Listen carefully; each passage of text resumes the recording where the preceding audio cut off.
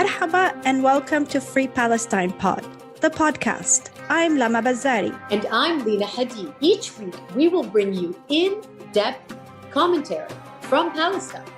Let's talk Palestine.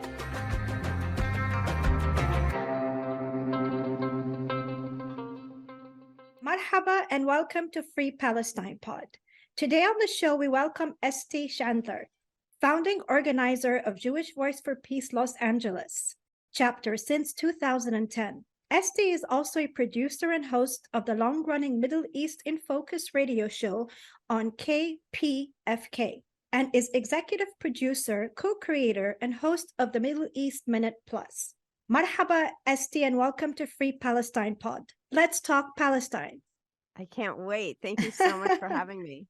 It's a pleasure having you with us today. If you can share with us how your activism for Palestine started, the founding of the Jewish Voice for Peace LA chapter, the work of its affiliate organization, JVP Action, and an update on both organizations' grassroots outreach and mobilization within the US. My activism started, oddly enough, as a result of my spending a year on the Obama for America campaign in 2007, 2008. I started seeing a lot of really racist communications coming, and people were passing them on to me saying, you know, I like your candidate, and it was a lot of really racist, Islamophobic, secret Muslim craziness.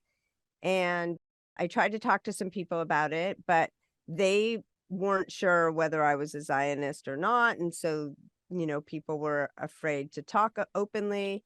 And in the end, I said, okay, I'm going to need to put a pin in this, but I'm going to need to figure this out after the campaign. And that's what I did. I started educating myself. I realized that in spite of my spending a lot of time in Israel as a child, my father is Israeli. I have a very big family there.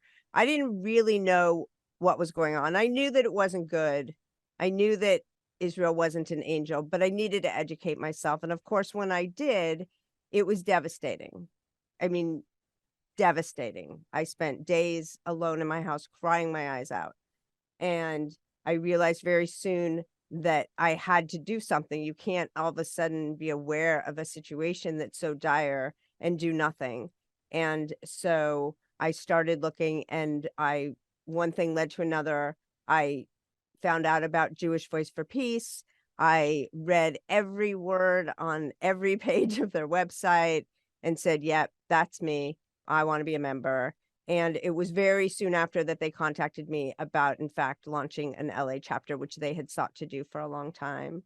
So that's how the LA chapter came to be. Obviously, JVP is a national organization. We have about 70 chapters across the country in big cities and small towns, on campuses. And we work collectively to shift the narrative, to transform Jewish community. I mean, Zionism is a new part of Jewish society. It's only been around for about 100 years. So, you know, this shift towards Zionism for the short term can be shifted back to the traditional tenets of Judaism. And then in 2019, we were successful in launching a 501c4 sister organization, Jewish Voice for Peace Action. As you might know from the way I came to this work, politics is my favorite sport. So I've been very involved with Jewish Voice for Peace Action. I'm currently the chair of the board. And we are focused on the part of JVP's work that is changing U.S. Israel-Palestine policy. And if you want to change policy, you have to engage with policymakers. And so we started out doing advocacy, and now we also do politics and electioneering, and we endorse candidates, and we are in the game in every way possible. It's very, very necessary. It's probably one of the most important progressive issues of our time. And, you know, we are the left flank of it. That is amazing and extremely admirable. And it really makes, I mean, I feel so much closeness to the Jewish Voice for Peace for so many reasons, mostly because of my upbringing. And even when my mother recently passed away, I made sure that instead of flowers, people would donate to JVP. I think it's such an amazingly noble cause, and I really think it's more reflective of Judaism and Reform Judaism, the kind of people that I grew up with. On that note, Estee, in a recent interview with Adam Broomberg, he discussed heavily the fact that the current state of Israel, and in fact, even since 2018, when they enacted the nation state laws, are really exercising Jewish supremacy. And I was wondering if you would agree with that. And it looks like you do, because you're nodding your head. And in light of that, if you could just embellish on that, and how can we discuss with our cousins, our Jewish American and Jewish European cousins, and explain to them without immediately being branded anti-Semitic and a terrorist, of course. How can we relate to all the people that need to hear this, that this is actually happening on the ground?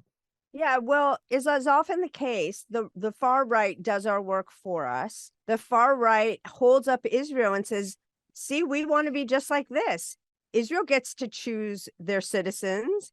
We want to be just like that. We want to choose our citizens. So Donald Trump, in a way, showed the world, illuminated the fact that you can be a virulent anti-Semite. He says anti-Semitic things all the time. He has a history of anti-Semitism, and yet he then supports Israel. He said out loud that moving the embassy was for the Adelsons, who had donated so many millions of dollars to his campaigns.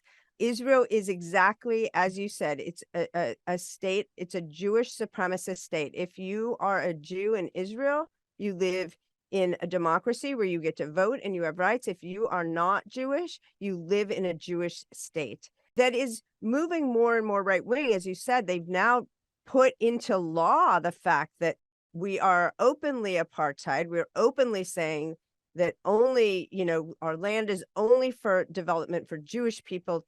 Our laws are for the benefit of Jewish people only. So it's no wonder that finally international human rights organizations, Amnesty International, Human Rights Watch, even the leading Israeli human rights organizations like B'Tselem are all saying, yes, here's the definition of apartheid, and here are about 80 years of evidence of this being not an accident, but the plan. But it's our job to disrupt that. I can tell you that when we talk to our partners in Israel, in Palestine, the one thing they make abundantly clear is that Israeli society isn't going to fix this from within. Unlike in America, where our younger generations are very progressive, much more progressive than older generations. In Israel, it's exactly the opposite.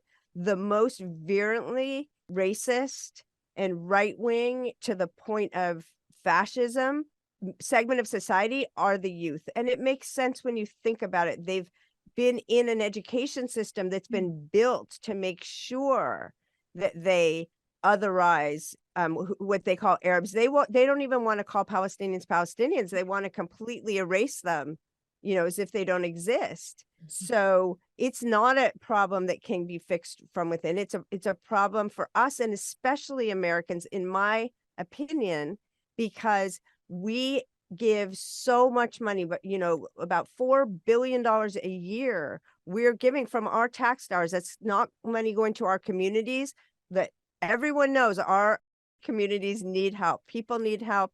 Our infrastructure needs help. And yet we're giving it instead to support a system of apartheid that is wrong on every level, whether it's morally, environmentally, socially, it's wrong. And so it's our job to end that, to engage with our policymakers, to change policy, to engage with our neighbors, to tell the story. It's astounding to some of us who read and live in this world that there are still a whole lot of people who have no idea what's going on over there. People who are ashamed to ask or afraid to ask, other people who know some and it sounds ugly and they're afraid to ask. And so they're afraid of being branded an anti-Semite or a terrorist, which is the knee-jerk reaction from the other side. Because if you don't want to debate the actual facts if you don't want to debate the history, if you don't want to talk about American history and slavery, then we're never going to get past racism. And if you don't want to talk about the founding of Israel and the 50 some odd laws that differentiate how the law applies to you, if you're Jewish or not Jewish, then you're not going to end Israeli apartheid. And that, in fact, is our job. It takes literally 15-minute visit tour of occupied Hebron in the West Bank to see up close and witness firsthand the oppressive apartheid policies and the occupation. Would Jewish Voice for Peace consider launching counter tours to Birthright for American youth to tour the occupied territories, and in collaboration with other Israeli NGOs that are highlighting the occupation, such as B'Tselem, Breaking the Silence, Combatants for Peace, in an effort to increase awareness? Because what Zionism and Birthright are doing, their narrative is complete erasure of the Palestinians. It's true. And the truth is, Birthright actually began as a project that there were some very, very wealthy Jewish individuals who were concerned about what they called continuity. They were concerned that 50% of American Jews don't marry other Jews, and that, oh my goodness, what will that mean? And so that's why they originally started it. They wanted to send them to Israel. They wanted them to grow an affinity. They wanted them to meet other Jewish, students in the same age range. And of course, it developed very quickly into full-blown sales campaign for Israel, that they would come back and feel that they needed to come home and defend Israel. If we had donors that donated tens of millions of dollars, I'm sure that we would be more than happy to be working towards sending people on those trips. In the meantime, we encourage people, when they get any opportunity to go with any organization, aside from obviously APAC or someone who's just going to show you ridiculous things, we encourage people to go. The good news is that as a result of COVID, a lot of the organizations that sponsor these trips, that take people through the West Bank, that run tours, that people who live there, had to digitize these tours. So now, while we might not be able to send a big delegation on a trip like APAC's organization does, when they come back, we can set them up on a virtual trip and have them see Bethlehem, have them see Hebron, have them see the occupation, the apartheid rule, the cages that they walk through to get past a checkpoint, just not even going into Israel proper, but, going to other villages. And so technology is helping us get closer to, obviously, the dream of us being able to be part of, sending important people on trips, including, what APAC and their allied organizations do. They go to people here in Hollywood. They'll take a cast of a show. They'll take people from the music industry, all kinds of influencers. And I do agree with you that it's important that we find a way on the other side to do that same thing. Estee, would you agree with me regarding Zionism, that they have actually hijacked Judaism and they have hid behind one of the three pillar monotheist religions and hid their racist ideology? I feel that as an American raised in, the capital, I feel that that was really what happened, and I could see it happening before me, because I feel like Zionism and Judaism have absolutely nothing to do with each other. And in fact, Ilan Pappé, very famous Israeli historian who I'm sure you know well, stated that most Zionists don't even believe in God. Sometimes we'll try to have a conversation with somebody and I'll say, talk about stealing this Palestinian family's home. And they're saying, but we didn't steal the home. It's our home. And I'll say, how do you figure? Like, they have ownership, they have papers. And they're like, no, God gave it to us. And I'll say, but wait, a minute ago, you just told me you were secular. So yes, it's ridiculous. Now, to be fair, I am also secular. I was raised in a very secular home, but I have a lot of friends who are rabbis. I have a lot of friends who are Jewish in different, whether it's Reform or Renewal, other denominations. And the one thing that I can say, you are absolutely right in that Zionism has hijacked Judaism. And that's when I say that one of the things JVP is involved in is transformation of Jewish community, is creating Jewish communities again that are non-Zionist. There's a lot of people who want to go to shul, to synagogue on a Saturday, who want to have Shabbat dinner on Friday night, and they don't want to have to check their, political or moral part of their being at the door. They want to bring in their full selves. And this is happening more and more with younger generations. Whereas in my generation, I think you find more secular Jews doing this work, but there's a large number of anti-Zionist younger Jews. And now in LA, there's a monthly anti-Zionist Shabbat dinner that younger people are organizing, where they can come, they can celebrate Shabbat, they can have that thing from their youth that they miss, and without having to worry about, conversation, to be able to talk openly about, their desire to end Israeli apartheid as well. How is JVP working on the ground within the US to counter such organizations, such established and influential organizations such as AIPAC, ADL, and Jewish National Fund? I think that one of those has become increasingly more important. AIPAC has shown itself now. They can't pretend to be bipartisan organization. AIPAC is clearly a very right-wing organization, even though elected Democrats will go and kiss the ring. It's becoming obvious that they really don't speak to, that part of the electorate. What is very important, in my opinion, right now is actually getting out and educating people about the ADL. Unfortunately, the ADL has a reputation, especially with the media, as the go-to Jewish organization because they tout themselves as being a human rights campaign.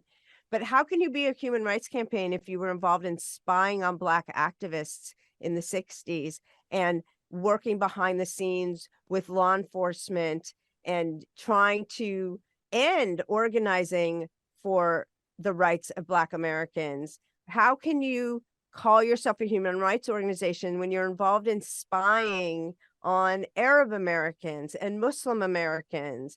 The ADL is not a human rights organization.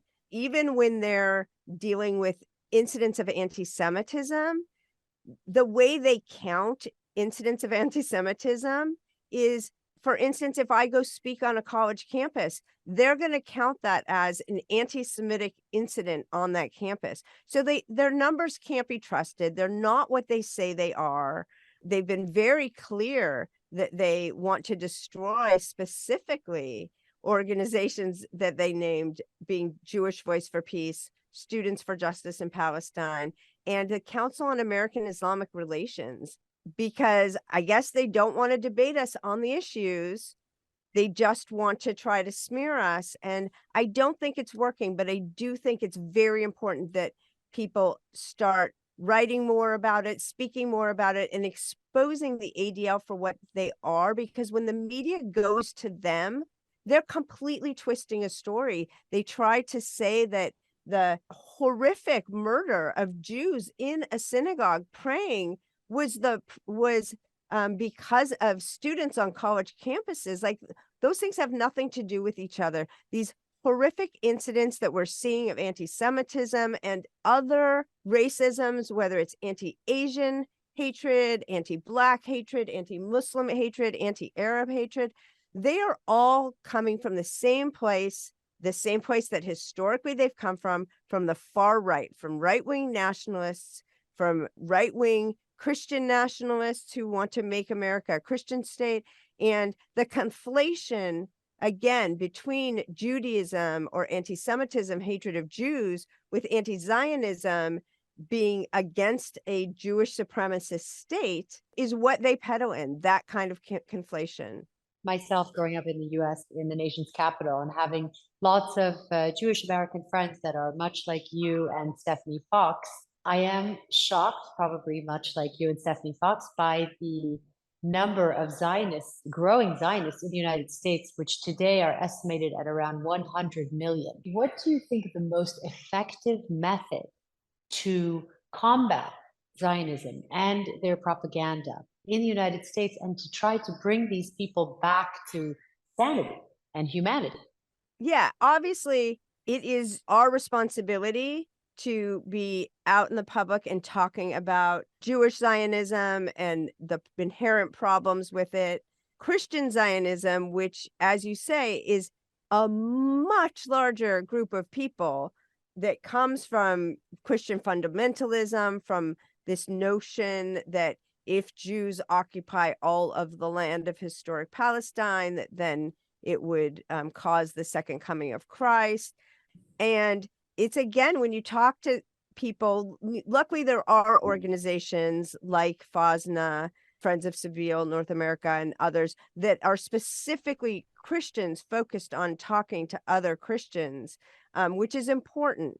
They all seem to be using each other, because when you say to, the settler movements who they are funding, Christian Zionists are huge funders of the illegal Jewish-only settlements that are being built across the West Bank. They say to them, they're just giving you money to build this because they want to bring on the second coming of Christ, and then you as Jews will be annihilated. What they say is, we don't care, just tell them to keep sending the checks. So it feels like everybody's using everybody, but at the expense of the Palestinian people. And I do believe that the occupation of Palestine is being persecuted by Israel, but also by America. I think it's beyond the point where you can't say that it is an Israeli-American occupation of Palestine and of Palestinians, because here in America, I believe it's 37 states now that have passed anti-BDS laws that punish you or restrict, benefits of the state from people who openly say that they're engaging in BDS like I do. And, so at what point can't you say that America is part of the problem here? Now you have right-wing organizations like ALEC who are taking that model and trying to use it to do other horrible things. So time and time again, we see examples of how the Zionist movement is, undemocratic and tearing apart democratic norms, even here in America. I would add to that Central Europe as well, in all fairness. But I agree with you, and I concur 100% that the US is as responsible as Israel today. Estee, you mentioned BDS, and the situation on the ground is getting bleaker by the minute with the expansion of settlements, Israeli settler violence, and the occupation is becoming more entrenched. Even recently, you had very courageous Jewish activists assaulted by Israeli settlers. They were helping farmers in Hebron harvest olives. You even had 70-year-old Hagar Geffen. She was beaten and hospitalized with a broken rib and punctured lung. The Israeli settlers are more emboldened and protected essentially by the Israeli army. And with the current elections veering the government more towards to the right, do you believe that this is the time where we need to raise awareness for BDS as a pressure tactic for Israel to heed or feel any type of pressure? Absolutely. JVP has long been a signatory to the Palestinian call for boycotts, divestment campaigns, and sanctions against Israel, unless or until they meet the three demands, which is to tear down the apartheid wall and the occupation, create equal rights for Palestinian citizens of Israel, and respect the international right to return that every human being on earth shares, but Israel denies, of Palestinians and their offspring who fled or were thrown out of the country, either in 47, 48, or in 67, or any time since. Because as we know, and as you laid out, the ethnic cleansing of Palestinians continues on a daily basis. Every day we wake up now to read about children who were either beaten or incarcerated or murdered. I can't remember the last time I woke up and didn't see in the headlines that a Palestinian had been killed by an Israeli soldier, by settlers. The settlers are armed. This wasn't a mistake. This was part of the plan to spread, as you said, as a result of the recent Israeli elections. You now have in the government right-wingers, far right-wingers, extreme right-wingers, and actual fascist right-wingers. That's the makeup. And there's your question. Is the US government going to engage with these people as if they aren't, or are they going to turn a blind eye? I think that it's really, really coming to a point where one would hope that our administration would start to have the same respect for human life of Palestinians that the president shows for so many other people, because nobody can say that this is a democracy that we're supporting. That's an absolute ridiculous notion. And this new government, I think, is going to give our government a run for their money. Yeah, I definitely think that this new, very scary fascist and unfortunately Jewish supremacist government is going to be. I'm actually more worried about the Palestinians on the ground than anyone, because they tend to be the ones that are always getting shot at, no matter what or who's involved. I hope you guys are successful in advocating and lobbying the US government. Stop supporting them. How do you explain the distinction between Zionism and anti-Semitism? And how does JVP tackle this vis-a-vis some groups equating any discussion of being critical of Israel and Zionism with anti-Semitism, as to censor and silence anyone acting in solidarity with the Palestinians? Yeah, I agree. The argument on the other side seems to be that because so many Jews feel Israel is important to them as part of their Judaism, that anything, when you speak critically of Israel, they feel that you're speaking critically of them as people. Well, the fact of the matter is, Israel is not a person. Israel is a modern, highly militarized nation state, and like any other state, deserves to be criticized when they do bad things. Again, it's a trick. It's a conflation. If the response to any criticism of Israel can be, that's anti-Semitic, you're going to be able to shut down conversation. And that's what they did for many years. But now there are people standing up and saying, sorry, no, we're Jews and we know the difference. And Zionism was a political movement that sought to create a state of, by, and for Jews in historic Palestine that had apartheid rule and Jewish supremacy at its core. And anti-Semitism is the oppression or hatred or bigotry against a person because they happen to be Jewish. They are not the same thing. Israel's not a person. And again, if you can't debate the fact of, what words mean, then you're just going to go out and call everything anti-Semitic and try to literally change the definition of the world by creating these definitions like the IHRA definition, the International Holocaust Remembrance Alliance. Well, who's going to argue with people fighting against the Holocaust?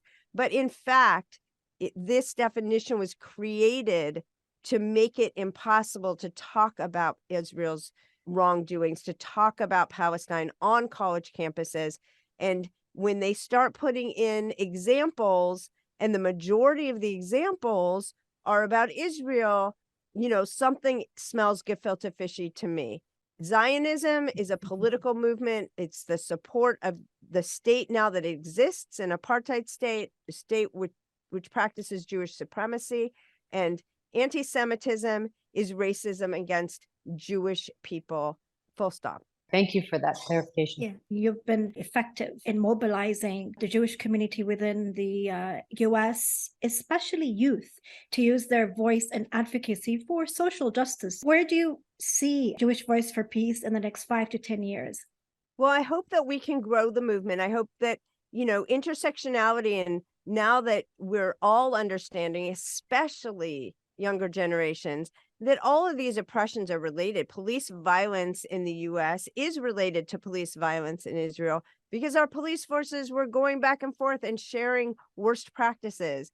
We understand that the oppression of Native Americans and the stealing of their land is connected to the Zionist movement that did the same thing to the indigenous people of Palestine. So by making all these connections, we can grow our movements together because, as you say, you don't get justice in one part without justice for the other parts. It's why Nelson Mandela said that, we're not totally free until the Palestinians are free.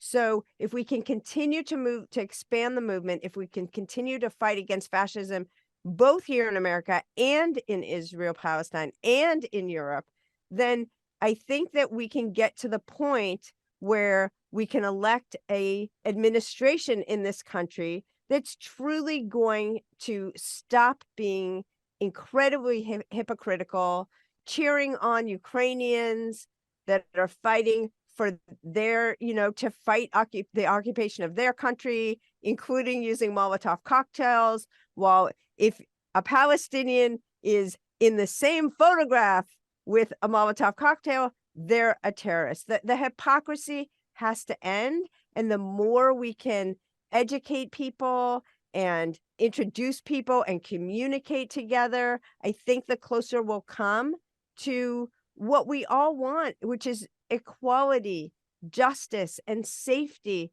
for all peoples. Thank you. I mean, I think the Palestinians today, we would even take just basic rights, not even human or civil, in our own country, in occupied Palestine, even just basic. Thank you so much. You are such an inspiration to so many people. And I have to tell you also to all of the Palestinian community. And we are very grateful and we are very thankful for people like you, Estee, and for people like Stephanie Fox and everyone else that's involved with the Jewish Voice for Peace. Well, thank you very much. This is a Palestinian-led movement. We are here to serve in the best way that our Palestinian allies think we can help the cause. And so we're not going anywhere. We plan to grow. We plan to get stronger. We plan to get louder in the nation's capital, and look forward to seeing you there one day. Thank you for joining us this week on Free Palestine Pod. Subscribe, like, rate, and review wherever you listen to podcasts, and follow us on Instagram, YouTube, and Twitter. And be sure to come back next week for a new episode of Free Palestine Pod. Let's talk Palestine.